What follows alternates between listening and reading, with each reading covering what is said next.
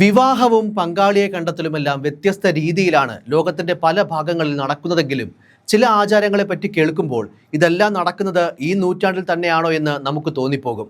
അത്തരത്തിൽ വളരെ വ്യത്യസ്തമായ ഒരു വിവാഹ രീതി പിന്തുടരുന്ന ഒരു വിഭാഗത്തെ പറ്റിയാണ് ഈ റിപ്പോർട്ട്. ചില രാജ്യങ്ങളിൽ കുടുംബക്കാർ ഒത്തുചേർന്ന് ജീവിത പങ്കാളികളെ നിർണ്ണയിക്കുകയാണെങ്കിൽ മറ്റു ചിലയിടങ്ങളിൽ അവർ എങ്ങനെ ജീവിക്കണം എന്ന് തീരുമാനിക്കുന്നത് പോലും ബന്ധുക്കളാണ്. എന്നാൽ ഇതിൽ നിന്നൊക്കെ ഒരുപടി മുകളിലാണ് പടിഞ്ഞാറൻ ഉഗാണ്ടയിലെ ബെനിയങ്കോൾ ഗോത്രജനതയ്ക്കിടയിൽ വിവാഹവുമായി ബന്ധപ്പെട്ട് നിലനിന്നിരുന്ന ഒരു ആചാരം. ഇവിടെ വരന്റെ പുരുഷത്വം തെളിയിക്കാനും വധുവിന്റെ കന്യകാത്വം ഉറപ്പിക്കാനുമുള്ള ഉത്തരവാദിത്വം വധുവിന്റെ അമ്മായിക്കാണ്. പല ആഫ്രിക്കൻ സംസ്കാരങ്ങളിലും മരുമകൾ വിവാഹപ്രായമാകുമ്പോൾ അതിനുവേണ്ട ഉപദേശങ്ങൾ നൽകി തയ്യാറാക്കുന്ന ചുമതല ഇത്തരത്തിൽ അമ്മായിമാരാണ് നിർവഹിക്കാറ്. എന്നാൽ 15-ാം നൂറ്റാണ്ട് മുതൽ ആരംഭിച്ച ഒരു വിചിത്രമായ ആചാരം ബെനിയങ്കോൾ ഗോത്രത്തിന് മാത്രമായി നിലനിന്നിരുന്നു.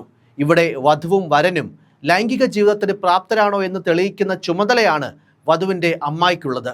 രണ്ടുപേർ വിവാഹിതരാകാൻ തീരുമാനിച്ചാൽ അപ്പോൾ തുടങ്ങുകയായി വധുവിന്റെ അമ്മായിയുടെ ഉത്തരവാദിത്തങ്ങൾ. ഇവിടെ ആചാരമനുസരിച്ച് വിവാഹ സമയത്ത് വധു കന്യകയായിരിക്കണം. അതിനാൽ പെൺകുട്ടികൾക്ക് 8 വയസ്സാകുമ്പോൾ വിവാഹത്തിനായുള്ള തയ്യാറെടുപ്പുകളും പിന്നെ ചില നിയന്ത്രണങ്ങളുമൊക്കെ ആരംഭിക്കും. പുറം ലോകവുമായി അധികം ബന്ധപ്പെടാൻ അനുവദിക്കാതെ പെൺകുട്ടികളെ വീടിനുള്ളിൽ തന്നെ പാർപ്പിക്കും. ശരീരത്തിന് അധികമായി വണ്ണം ഉണ്ടാക്കുന്നതാണ് ഇവരെ സംബന്ധിച്ച് സ്ത്രീകളുടെ യഥാർത്ഥ സൗന്ദര്യ ലക്ഷണം.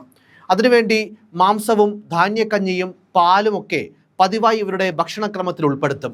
വിവാഹപ്രായം എത്തുന്നത് വരെ കന്യകയായി തന്നെ തുടരണമെന്നതും ഇവിടുത്തെ കർശനമായ നിയമമാണ്. ഈ കാലയളവിൽ തന്നെ അമ്മായി വിവാഹ ജീവിതത്തെക്കുറിച്ചും ലൈംഗിക ജീവിതത്തെക്കുറിച്ചും പെൺകുട്ടികളെ പറഞ്ഞ് പഠിപ്പിക്കും. ഇത്തരത്തിൽ ബെനിയങ്കോൾ ഗോത്രത്തിൽ വരന്റെ അച്ഛനാണ് മകൻ അനുയോജ്യമായ വധുവിനെ കണ്ടെത്തുന്ന ഒരു ചുമതല നിർവഹിക്കാറ്. പശുക്കളെയും ആടുകളെയും വധുവിൻ്റെ കുടുംബത്തിന് കൈമാറി വിവാഹം ഉറപ്പിക്കുന്ന ഒരു രീതിയാണ് ഇവിടെയുള്ളത്. എന്നാൽ വിവാഹം നടക്കുന്നതിന് മുൻപായി അമ്മായി നേരിട്ട് ശാരീരിക പരിശോധന നടത്തിയാണ് വധു കന്യകയാണെന്ന് ഉറപ്പിക്കാറ്. ഒരുപക്ഷെ ഈ ഒരു പരിശോധനയിൽ ഭാവി വധു കന്യകയല്ലെന്ന് കണ്ടെത്തിയാൽ ഗോത്രത്തിൻ്റെ ആചാരമനുസരിച്ച് പെൺകുട്ടിക്ക് കനത്ത ശിക്ഷ കൽപ്പിക്കും. വധു കന്യകയാണെന്ന് തെളിഞ്ഞാൽ പിന്നീട് വരൻ ലൈംഗിക ജീവിതത്തിന് യോഗ്യനാണോ എന്ന് തെളിയിക്കാനുള്ള കടമയും അമ്മായിക്ക് തന്നെയാണ്. ലൈംഗിക ജീവിതത്തിന് വരൻ പ്രാപ്തനാണെന്ന് ഉറപ്പിച്ച് കഴിഞ്ഞ ശേഷം അതിനുശേഷം മാത്രമേ വരനെയും വധുവിനെയും ഒരുമിച്ച് കഴിയാൻ അനുവദിക്കൂ.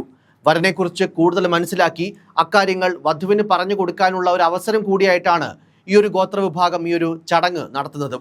വിവാഹ ദിനത്തിൽ വധുവിൻ്റെ വീട്ടിൽ വെച്ച് കാളയെ അറുത്ത് അതിഥികൾക്ക് ഭക്ഷണം വിളമ്പുന്ന ആചാരവും ബെനിയങ്കോൾ ഗോത്രം പിന്തുടർന്നിരുന്നു. കുറച്ചു കാലങ്ങൾക്ക് മുൻപ് വരെയും ഈ ആചാരങ്ങൾ ശക്തമായി നിലനിന്നിരുന്നുവെങ്കിലും ഇപ്പോൾ ഗോത്രവിഭാഗത്തിലെ കൂടുതൽ ആളുകൾ വിദ്യാഭ്യാസം നേടുകയും സാമൂഹ്യ ബോധം ഉണ്ടാക്കുകയും ചെയ്തതോടെ ഇതിനൊരു മാറ്റം വന്നിട്ടുണ്ട്. ഇന്ന് വധുവിന് ജീവിതത്തിലേക്ക് കടക്കാൻ വേണ്ട മാനസിക പിന്തുണയും അനുഗ്രഹവും നൽകി വിവാഹ സമയത്ത് ഒപ്പം നിൽക്കുക എന്നത് മാത്രമാണ് അമ്മായിമാരുടെ പ്രധാന കർത്തവ്യം.